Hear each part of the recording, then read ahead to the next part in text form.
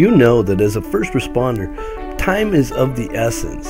Everything you do and everything you use really matters, and every second counts. So what that means is, every situation, every time, the tools and platforms you use to do your job daily really do matter. Let's face it, you know that personal resource allocations and apparatus staffing are areas that need some serious improvement. The problem is there seem to be several providers for these services, but none of them are using the latest technology or providing evolving services. That's why I want to take this opportunity to introduce you to ResGrid. ResGrid makes it easy for your personnel, units, and departments to all work together.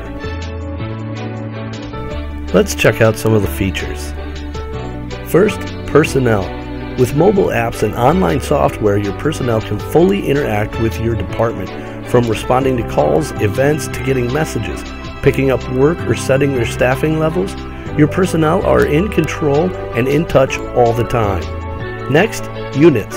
Apps for mobiles and tablets allow your units, apparatuses, to respond to calls, get call details, monitor personnel in the unit, and communicate them to your department or other personnel on the ground. Keep track of events, times, and actions without expensive hardware. And departments.